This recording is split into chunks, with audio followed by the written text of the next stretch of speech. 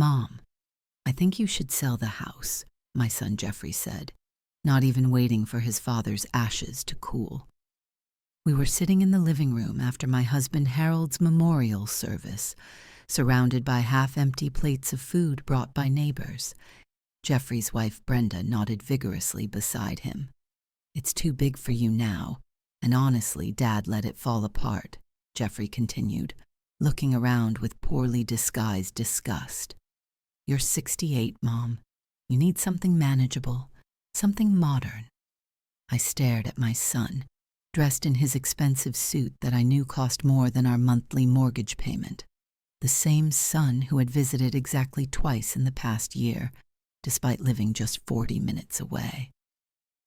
"Your father loved this house," I said quietly, touching the worn armrest of Harold's favorite chair. "We've been here for 32 years. "That's the problem, Mom. It's old, outdated, probably full of mold and asbestos." Brenda finally spoke up, her voice dripping with false concern. "We're worried about your health." What they didn't know was that just yesterday, while looking for Harold's insurance papers, I'd found a strange key taped to the back of our wedding photo with a note that simply said, "Attic, for Martha only." In 32 years of marriage, Harold had never once mentioned anything special in our attic. "I need time to think," I told them. But what I really needed was to find out what my husband of 3 decades had hidden away from everyone, including me. Harold and I met at a community college in 1980. He was teaching basic accounting, and I was taking night classes to improve my secretarial skills. He wasn't handsome in the traditional sense, slightly balding even at 30, with thick glasses and a tendency to stutter when nervous. But he had kind eyes and the most genuine smile I'd ever seen. Our courtship was simple: coffee after class, weekend matinees at the local theater, and long walks in the park where we talked about everything and nothing. 6 months later, he proposed with his grandmother's modest diamond ring. "I can't offer you wealth," he told me earnestly, "but I promise I'll never lie to you, and I'll work every day to make you happy." We bought our house in 1990, after years of careful saving. It wasn't fancy, a 3-bedroom colonial with creaky floors and outdated wallpaper, but it was ours. Every weekend, Harold would work on some home improvement project. He installed the kitchen cabinets himself, laid the backyard patio brick by brick, and painted every room exactly the color I wanted. "This house is our future," he'd say, surveying his handiwork with pride. "It's the foundation of our family." When Jeffrey was born in 1992, Harold converted the spare bedroom into a nursery, painting clouds and airplanes on the ceiling himself. He coached Jeffrey's Little League team, despite knowing nothing about baseball, just so he could spend more time with our son. "Family is everything, Martha," Harold would say. "Nothing matters more than the people you love."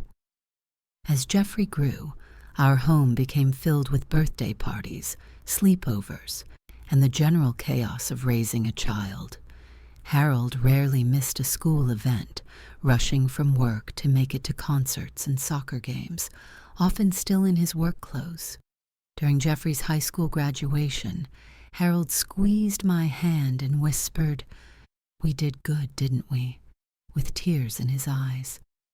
I never imagined those happy days would eventually fade into strained holiday visits and obligatory phone calls. When Jeffrey decided to attend an expensive private university instead of the state school where Harold taught, my husband never hesitated. "We'll find a way," he told me late one night. "Education is an investment." The next day, Harold sold his beloved classic car, a 1965 Ford Mustang he'd spent years restoring. That $18,500 covered the first semester's tuition.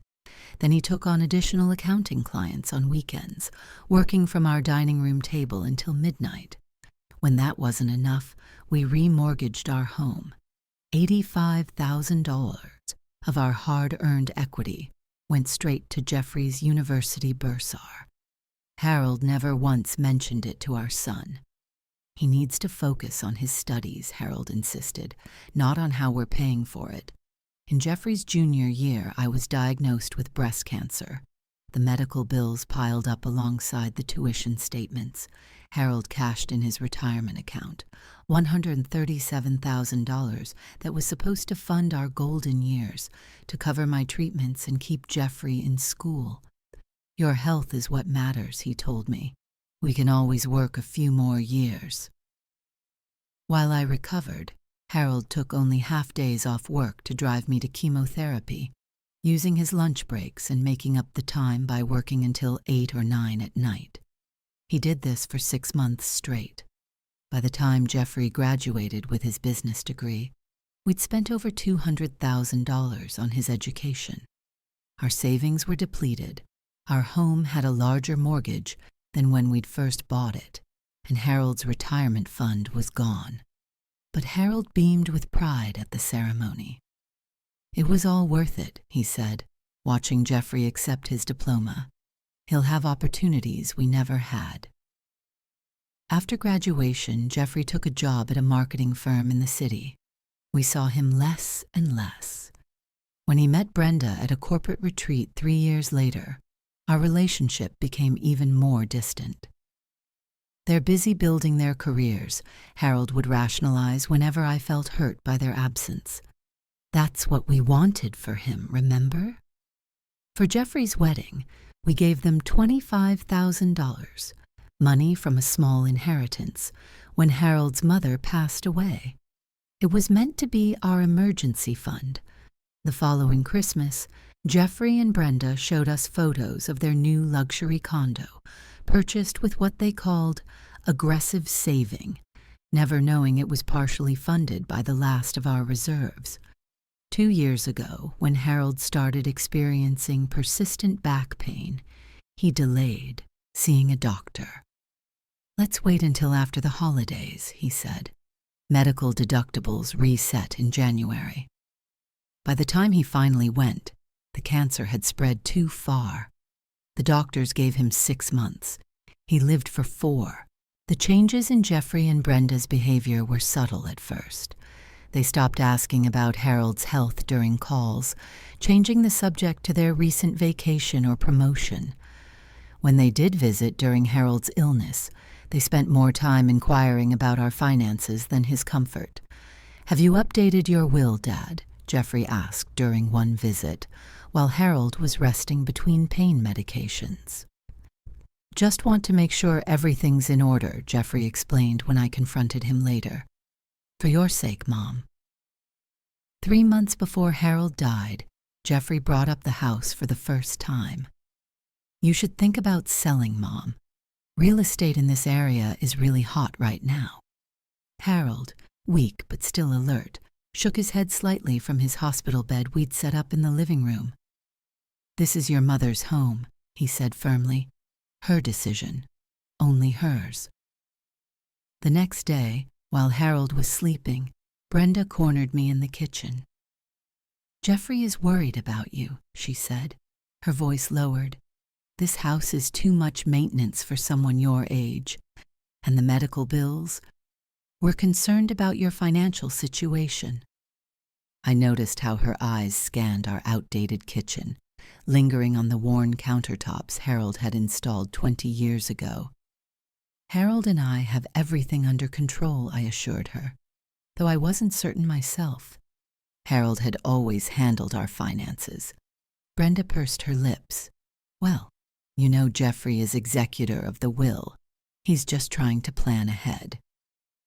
The day before Harold died, he asked to speak with me alone. Jeffrey and Brenda had stepped out to get some air, though I suspected they were avoiding the reality of death that permeated our home.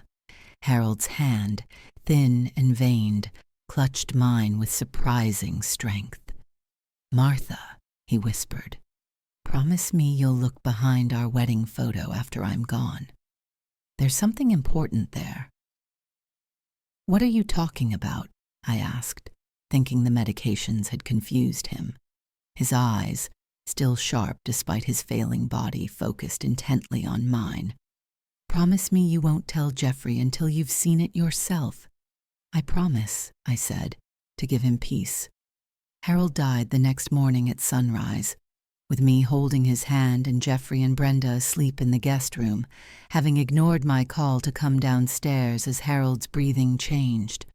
The funeral was on a Tuesday. By Wednesday afternoon, Jeffrey had brought a real estate agent to just take a look at the house. "Mom, it's a seller's market," he explained, while the agent measured my living room. "We need to strike while prices are high." I was still wearing the black dress from Harold's service, still finding stray sympathy cards tucked into my mailbox from neighbors. The casserole dishes hadn't been washed yet. "Your father just died," I said, my voice breaking. "Can't this wait?" Jeffrey sighed as if I were being unreasonable. "Dad would want us to be practical. You're alone now, and this house is falling apart." That evening, Brenda arrived with 3 large plastic storage bins. "I thought I'd help you sort through Harold's things," she said cheerfully. "It's part of the healing process." I watched in stunned silence as she opened Harold's closet and began efficiently removing his clothes, barely glancing at each item before deciding its fate. "Donation pile," she declared, tossing in the cardigan I'd given Harold last Christmas. "No one wears these anymore." When I reached for it, she tutted sympathetically. "Martha, holding on to things only prolongs the grief. Trust me, I read an article about this." Later that week, Jeffrey arrived with a folder full of papers. "Just some things that need your signature," he said casually, sliding them across the kitchen table. I glanced at the top document, a power of attorney form that would give Jeffrey control over my financial decisions. "Why would I need this?" I asked.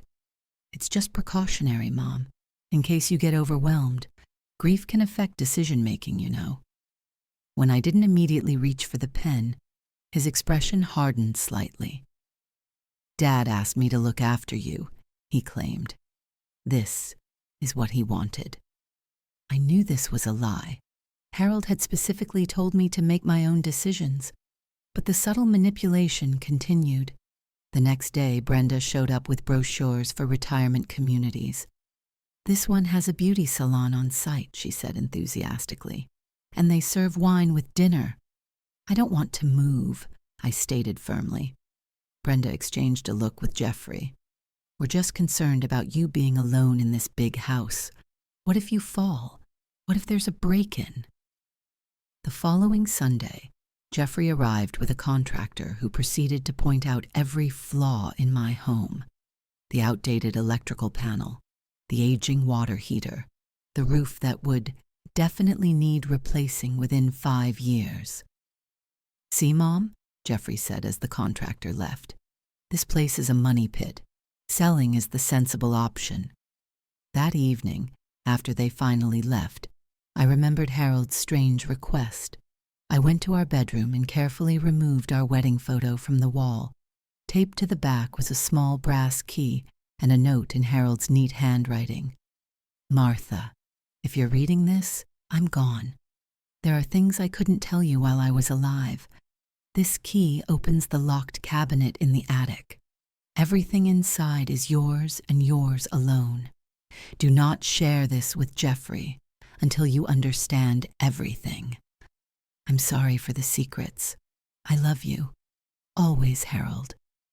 My hands trembled as I held the key. In 32 years of marriage, Harold had never mentioned a locked cabinet in the attic. What could he possibly have hidden there? The entrance to our attic was through a pull-down ladder in the hallway ceiling. I hadn't been up there in years.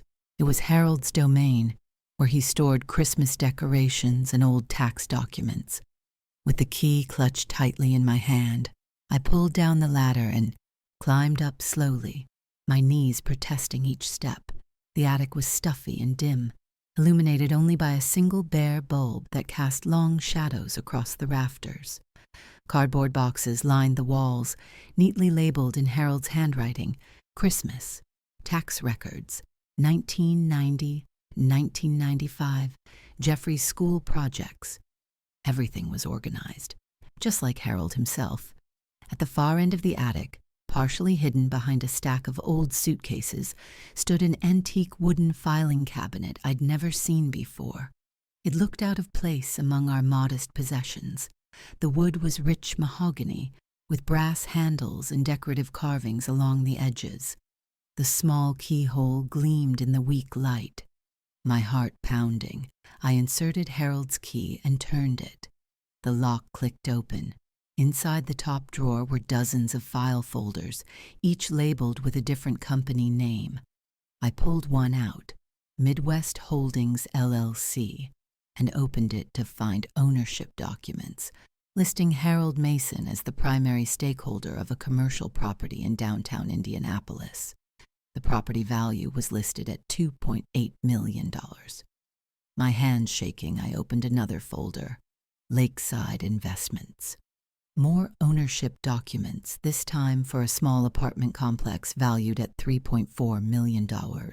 Folder after folder revealed the same pattern: commercial buildings, apartment complexes, land parcels, all owned by Harold through various limited liability companies, properties worth millions of dollars that I'd never known about.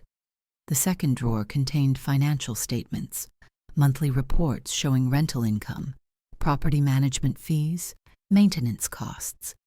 According to these documents, Harold's properties generated over $850,000 in annual income. Money I'd never seen. In the bottom drawer, I found a leather-bound journal and a thick manila envelope. The journal was filled with Harold's handwriting, documenting a secret business empire he'd built over 20 years. It started with a small inheritance from his uncle, $50,000 that he'd invested in a struggling strip mall outside the city in 1998. Used the accounting skills I teach to turn a failed property around, he'd written. Refinanced, brought in new tenants, sold at 300% profit after 3 years.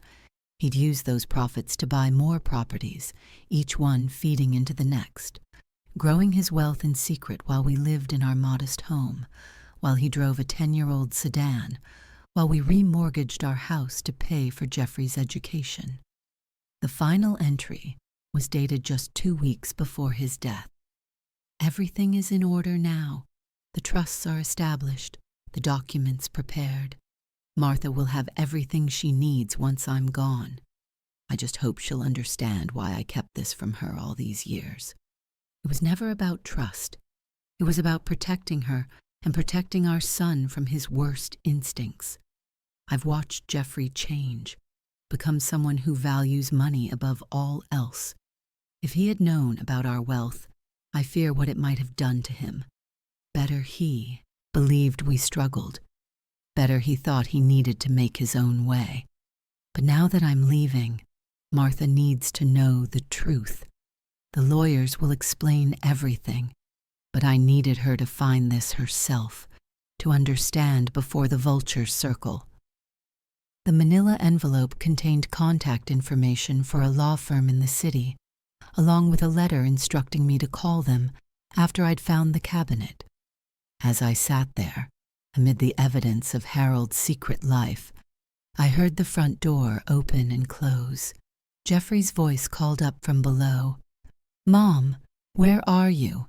The real estate agent is back with some numbers." Quickly I locked the cabinet, pocketed the key, and made my way back down the ladder. "Just checking for roof leaks," I lied, feeling strangely calm. The contractor had me worried. The next morning, I called the law firm listed in Harold's documents.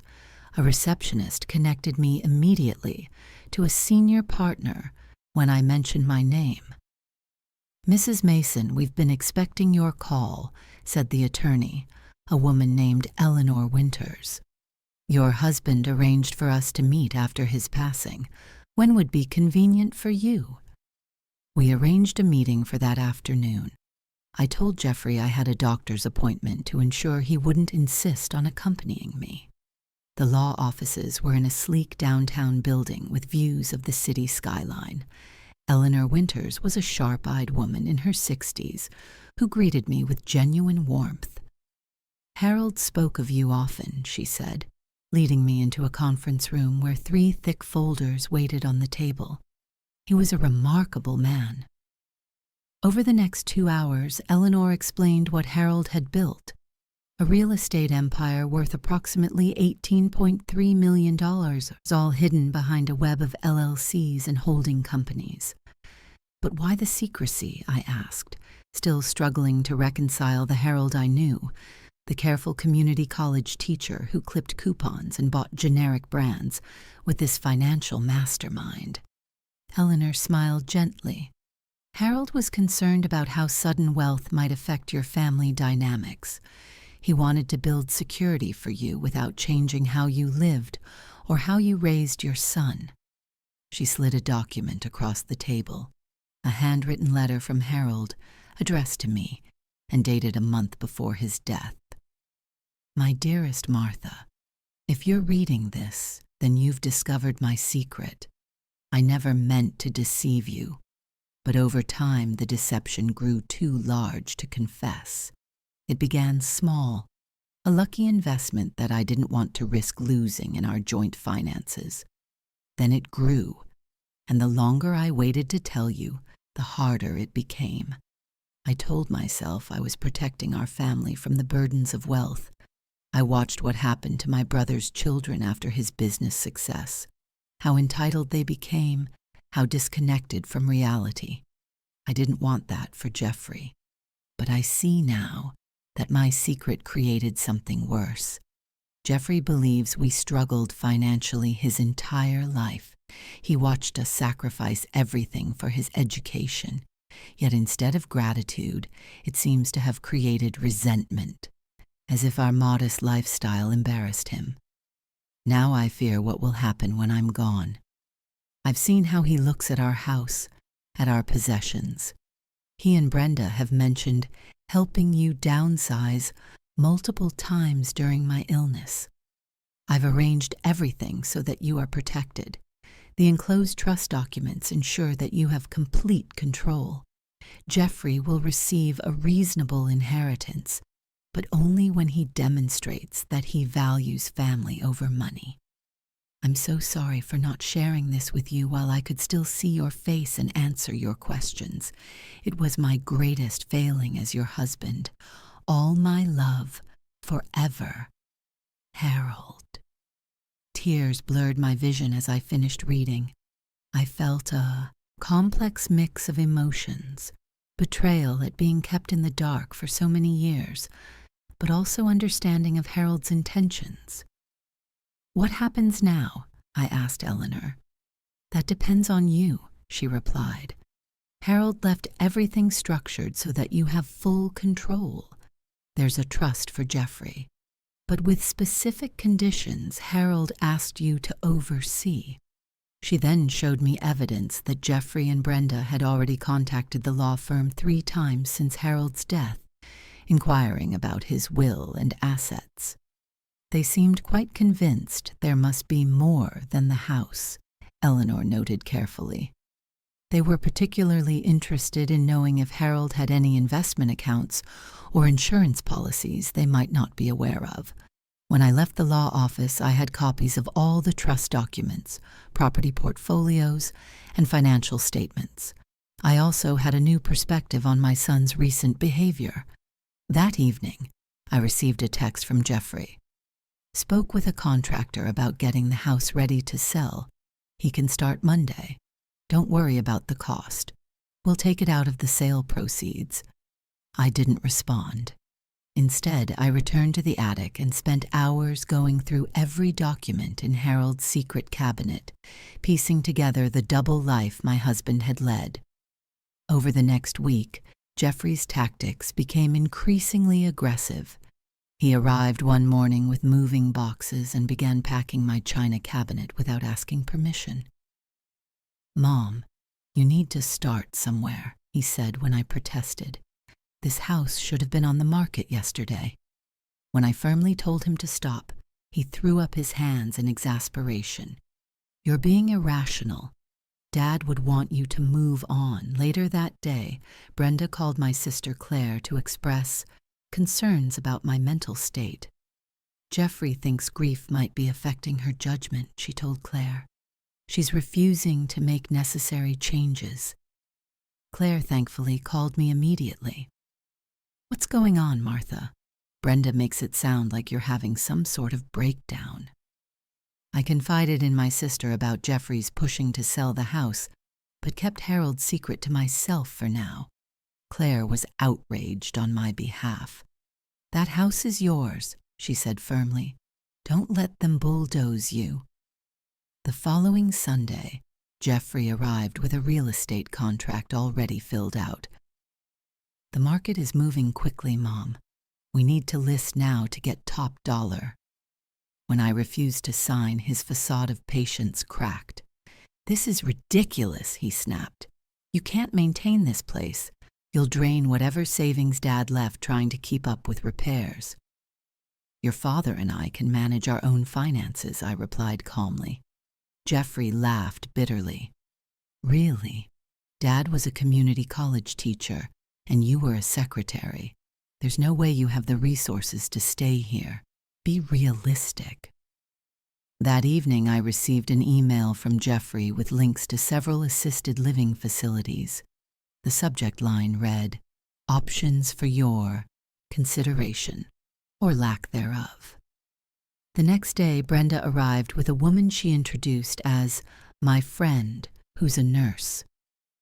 "We're just concerned about how you're coping," Brenda explained with false sweetness.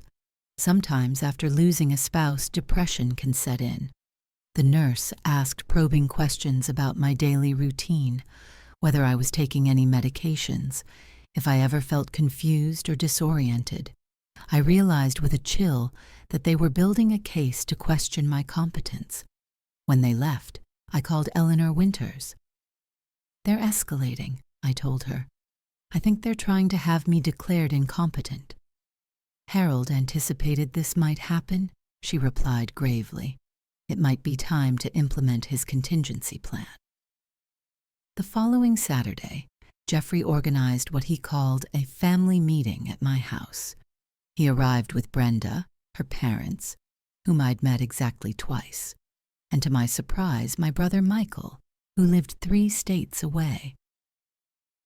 "We're all here because we care about you," Jeffrey began, once everyone was seated in my living room.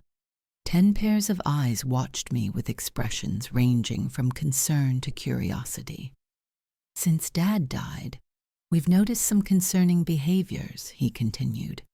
"Resistance to necessary changes, isolation, possible memory issues." I sat stunned as he outlined a completely fabricated version of my behavior over the past few weeks. "Mom refused to let the real estate agent complete an assessment," he told the group.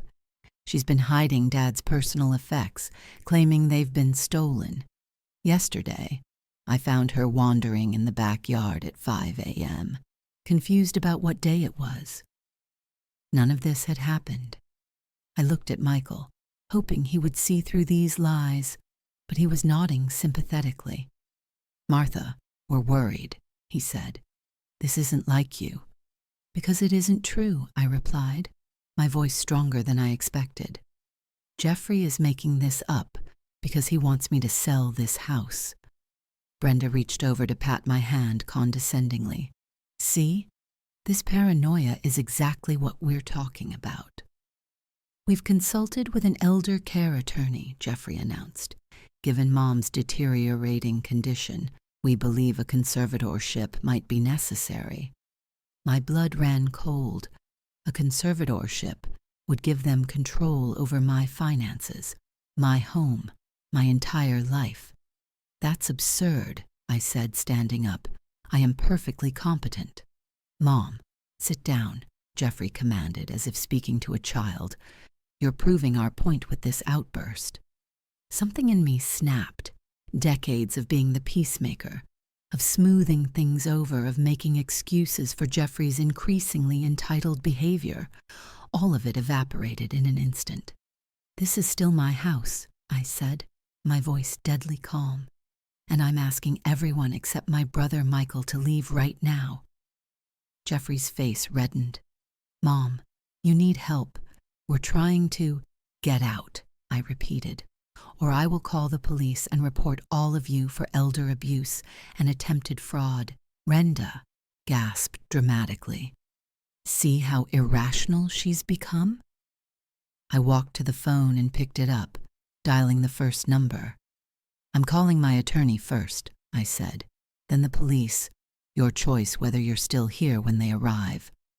There was a moment of stunned silence before Jeffrey stood, his face contorted with rage. You're making a huge mistake, he hissed. Dad would be ashamed of how you're acting. As they filed out, with Brenda's parents looking confused and uncomfortable, I held the door open. When Jeffrey passed me, he leaned in close. This isn't over. You clearly aren't capable of making sound decisions anymore. After they left, I sat with Michael and told him everything. Harold's secret fortune, Jeffrey's manipulation, all of it. I had no idea, he kept saying, shaking his head in disbelief. Jeffrey told me you were having episodes of confusion, that you weren't eating or taking care of yourself. Now you know the truth, I said, and tomorrow everyone else will too. I spent Sunday making preparations with Eleanor Winters. On Monday morning, I asked Michael to ensure Jeffrey and Brenda came to the house at 2 p.m. for what they believed would be a discussion about next steps. They arrived looking smug, clearly expecting me to capitulate after having the weekend to come to my senses. They were surprised to find Eleanor Winters sitting at my dining room table with a stack of legal documents. Mom, who is this? Jeffrey demanded. This is Eleanor Winters, your father's attorney, I replied calmly. Please sit down. Wariness replaced the smugness in Jeffrey's expression. Dad's attorney? He didn't have an attorney. Your father had many things you weren't aware of, Eleanor said professionally. Please, this won't take long.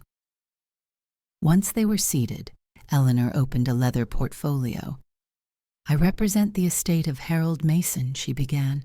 I've been his attorney for nearly 20 years, managing his business affairs and investments. Jeffrey's brow furrowed. Business affairs? What are you talking about? Eleanor slid a document across the table, a summary of Harold's assets, the total at the bottom, 18,347,592 sequars. Brenda's eyes widened to an almost comical degree. Jeffrey stared at the number in disbelief. This is some kind of joke, he said finally. Dad was a teacher. Your father was an exceptionally talented real estate investor, Eleanor corrected. He chose to keep his wealth private for personal reasons. That's impossible, Jeffrey insisted, but his voice had lost its certainty. I nodded to Eleanor, who proceeded to display property photos, financial statements, and bank records, irrefutable evidence of Harold's secret empire. All of these assets are held in the Martha Mason Living Trust, Eleanor continued. Your mother is the sole trustee and primary beneficiary. Jeffrey's face cycled through shock, disbelief, and then, most tellingly, calculation.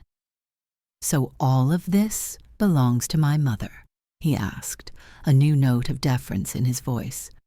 Yes, Eleanor confirmed, and she has complete discretion over its distribution. Jeffrey turned to me, his expression transforming into one of contrition, so false it might have been comical under different circumstances. Mom, this is amazing news. I had no idea Dad was so successful. Clearly, I said simply. This changes everything, Brenda added quickly. You won't have to worry about money or selling the house. We're so relieved. I let the silence stretch uncomfortably before responding. There's more, I said finally. Your father left specific instructions regarding your inheritance. Eleanor produced another document, the Jeffrey Mason Conditional Trust. Harold established a trust for you, she explained. It contains approximately $2 million. However, there are conditions for its distribution. Jeffrey leaned forward eagerly. What conditions? Eleanor read from the document. The beneficiary must demonstrate genuine care and concern for Martha Mason for a period of not less than 2 years, to be determined at her sole discretion. This includes regular visits not associated with financial discussions, practical assistance without attempting to control her decisions, and respect for her autonomy and choices. The naked greed on Jeffrey's face gave way to shock. Dad put conditions on my inheritance? He asked incredulously. That's ridiculous. I'm his son. Harold was very specific, Eleanor continued. He noted that true family stands by each other regardless of financial benefit. He believed this condition would reveal true character and intentions. Jeffrey's face flushed with anger. This is manipulation from beyond the grave. He can't do this. Actually, he can, Eleanor said calmly. And he did. The trust is legally sound. Brenda placed a restraining hand on Jeffrey's arm. What Jeffrey means is that this seems unnecessary. Of course we care about Martha regardless of money. I looked directly at my son. Then why have you spent the week since your father's funeral trying to force me out of my home? Why did you attempt to have me declared incompetent just 2 days ago? Jeffrey had the grace to look ashamed, if only momentarily. We were concerned about you, he mumbled. We didn't know about all this. Exactly, I said quietly. You treated me poorly because you thought I had nothing of value to offer except this house. That's precisely why your father structured things this way. Eleanor then presented them with copies of the elder care attorney consultation Jeffrey had mentioned during the family meeting. She had obtained the records through legal channels. You told this attorney that your mother was exhibiting signs of dementia, Eleanor noted, reading from the document. That she was wandering at night and hiding objects, then forgetting where she put them. Jeffrey shifted uncomfortably. I was concerned. You also indicated that she was unable to maintain her home and at risk of financial exploitation, Eleanor continued. Interestingly, you inquired specifically about gaining control of her assets for her protection. The room fell silent. That's a serious allegation to make without medical evidence, Eleanor observed, especially given that your mother's physician examined her just last week and found her to be in excellent cognitive health for her age. I hadn't mentioned that appointment to Jeffrey. His plan had been doomed from the start. I think we should discuss this as a family, Brenda interjected smoothly, without lawyers present. Eleanor closed her portfolio. That won't be possible today. There's one more matter to address. She produced a final document, a notice of eviction.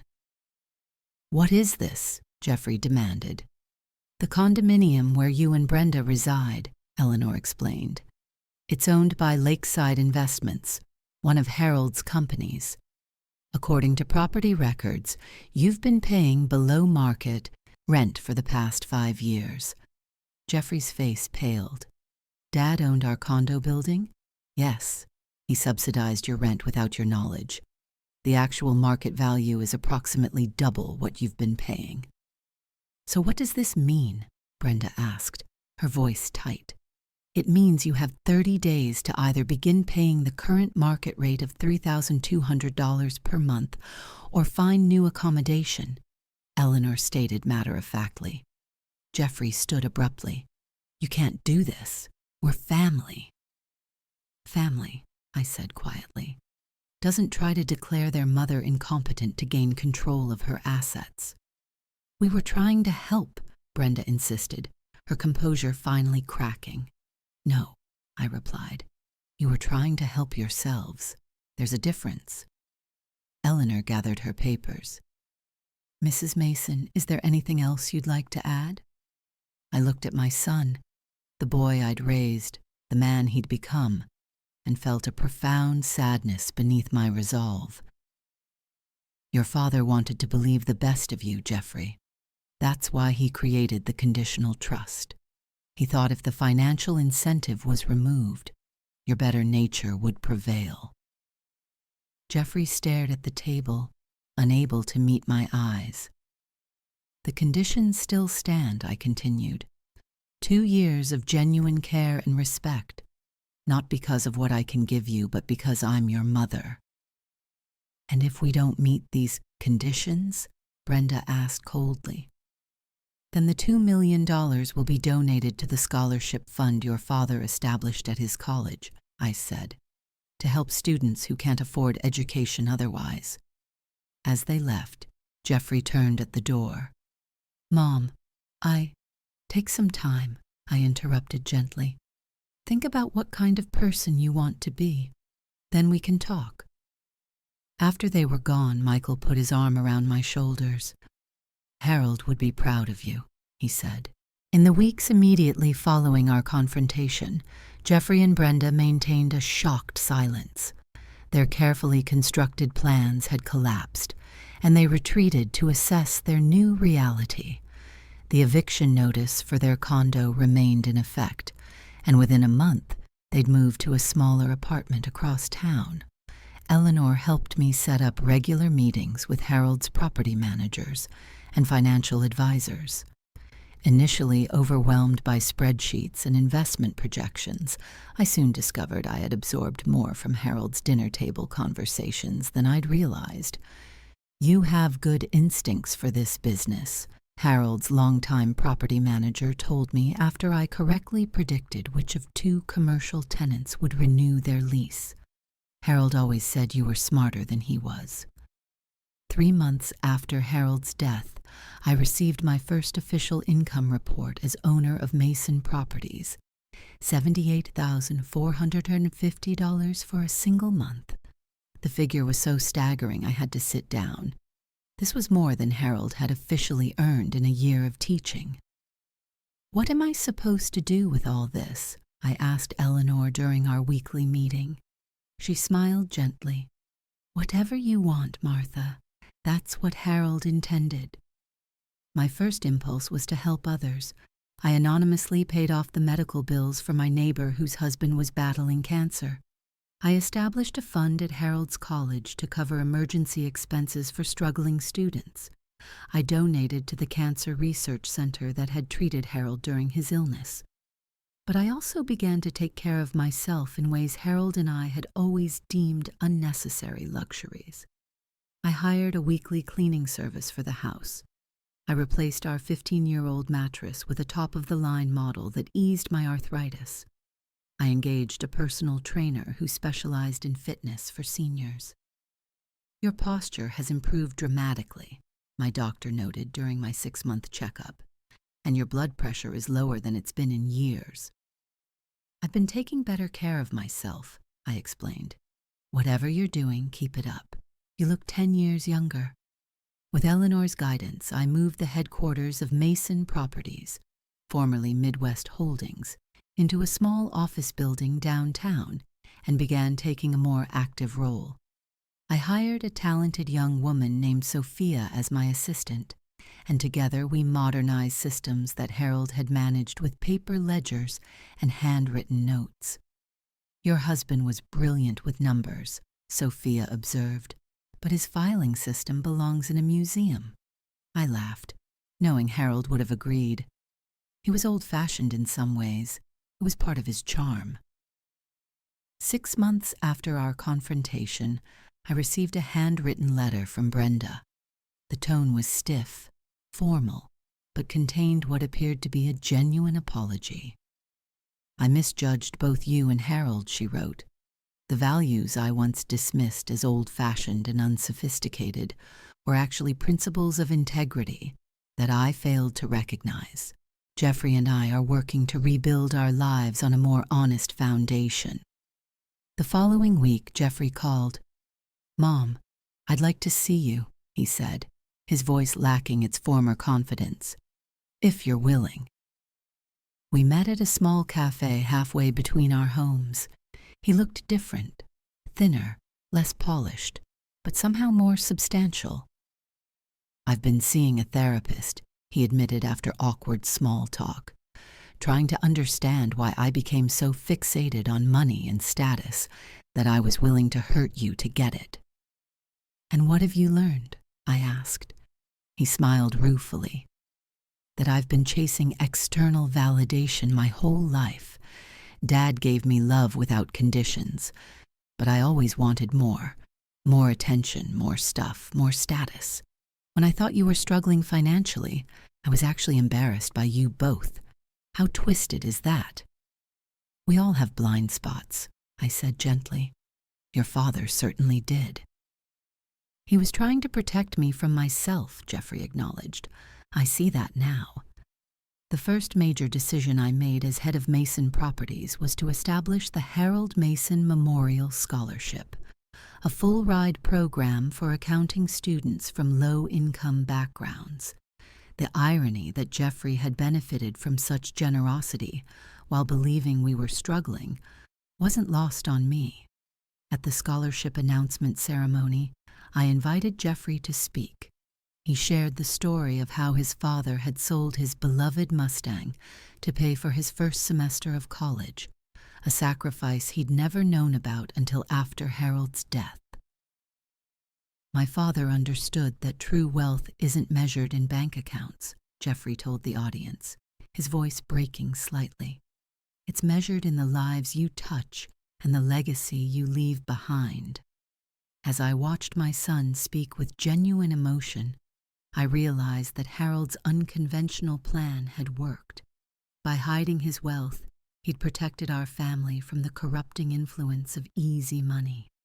And by revealing it only after he was gone, he'd given Jeffrey the chance to recognize his misplaced values before it was too late. 9 months after our confrontation, something unexpected happened. Sophia, my assistant, approached me with a business proposal. A small apartment building near the college had gone into foreclosure, and she believed it could be renovated into affordable housing for students. "The numbers make sense," she explained, showing me her detailed analysis. "But I don't have the capital to make an offer." I studied her work, impressed by her thoroughness. "Would you like a loan or a partnership?" I asked. Her eyes widened. "You'd consider a partnership? With me?" "Why not? You have the vision and the energy. I have the experience and the capital. Harold would have jumped at this opportunity." That first project led to another, then another. Within a year, Sophia and I had established a subsidiary focused exclusively on affordable housing, something Harold had always talked about, but never fully implemented. The why business gave me purpose, community, and a sense of accomplishment I'd never experienced before. I was no longer just Harold's widow or Jeffrey's mother. I was Martha Mason, businesswoman and philanthropist. I kept our house, but had it properly renovated, fixing the roof, updating the electrical system, and finally replacing the worn kitchen countertops that had bothered Brenda so much. These changes weren't for Jeffrey or Brenda's approval, but for me. Harold had sacrificed comfort to build security. I didn't need to make the same choice. Jeffrey and Brenda maintained their distance for several weeks. Then, hesitantly, Jeffrey called. "Mom, can we talk?" he asked, his voice lacking its usual confidence. We met at a neutral location, a coffee shop downtown. He came alone. "I've been doing a lot of thinking," he began awkwardly. "About Dad, about how we treated you. I'm ashamed." I sipped my tea, giving him space to continue. "I keep remembering how Dad would drive that old car for years, how he never bought new clothes, how he worked weekends during my college years." Jeffrey's voice cracked.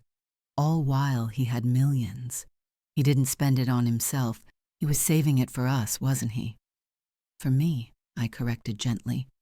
"And yes, for you too. but he wanted you to become someone who deserved it. Jeffrey nodded slowly.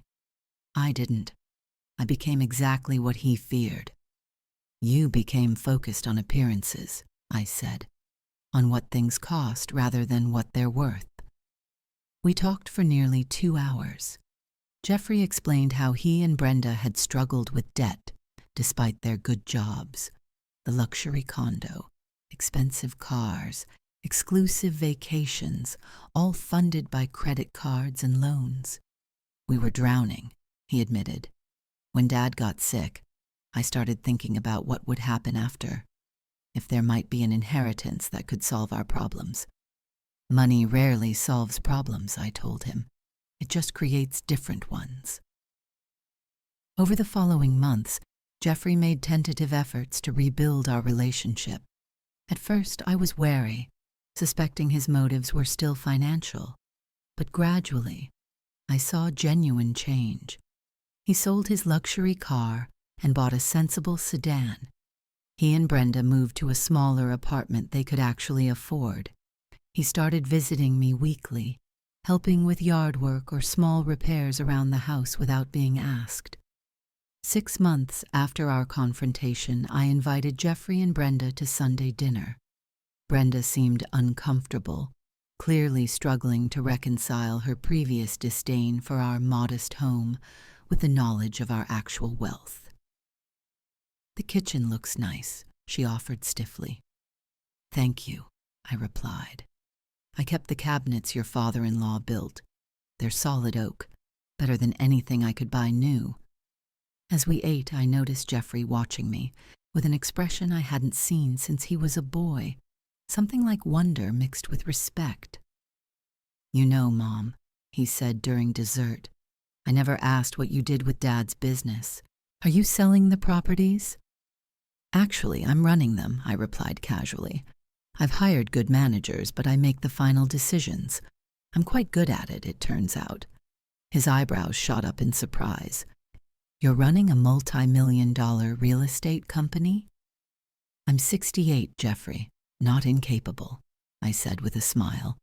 Your father taught me more than I realized over the years, and I'm learning the rest. A year after Harold's death, I established the Mason Family Foundation. Our first initiative provided housing subsidies for single parents attending the community college where Harold had taught. I named Jeffrey to the board of directors, not as an inheritance, but as a responsibility. Dad would have wanted this, he said, when I showed him the foundation's mission statement. Yes, I agreed. This is exactly what he worked for. By the time the 2-year period of Harold's condition was nearing completion, the change in Jeffrey was remarkable. He and Brenda had started marriage counseling. He'd taken a less demanding job that allowed him more time for family and volunteer work. Most importantly, he'd stopped treating me as either an obstacle or an asset to be managed. When the 2 years were up, I invited Jeffrey, Brenda, and Eleanor Winters to my home. Jeffrey seemed nervous, clearly unsure why Eleanor was there. Today marks 2 years since our meeting about your father's estate, I said once we were settled in the living room. Jeffrey nodded, his expression solemn. Mom, whatever you decide about the trust, I want you to know that reconnecting with you has been worth more than any inheritance. I exchanged glances with Eleanor, who handed Jeffrey an envelope. Your father's condition has been met, I said simply. The trust is yours now. Jeffrey stared at the envelope, then looked up with tears in his eyes. I don't deserve this. Perhaps not the Jeffrey from 2 years ago, I acknowledged. But you're not that person anymore. He opened the envelope and scanned the document inside. His eyes widened. Mom, this says $5 million, not 2. I smiled. Harold's investments have done well, and I added to it. Brenda, who had been quiet throughout, finally spoke. Martha, I don't know what to say. After how we treated you. Family is about second chances, I said. Harold believed that, and so do I. As they were leaving, Jeffrey hugged me tightly. "Thank you for not giving up on me," he whispered. "Your father never did," I replied, "and neither will I." That evening, alone in the house that contained so many memories, I felt Harold's presence more strongly than I had since his death. I went to the attic one last time and opened the cabinet that had changed everything.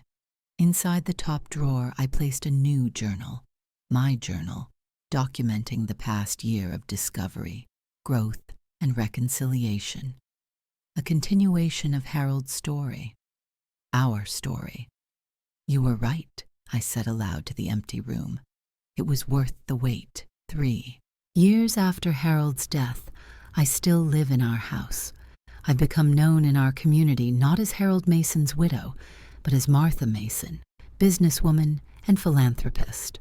The Mason Family Foundation has expanded its mission, now offering full scholarships to 10 students annually.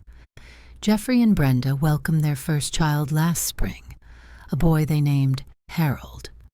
They've bought a modest home not far from mine, and Jeffrey has joined me in running Mason Properties, bringing fresh ideas while learning the business his father built in secret. Sometimes, when Jeffrey and I work late in my home office, I catch him looking at his father's photo on the wall. "He was extraordinary, wasn't he?" he said recently.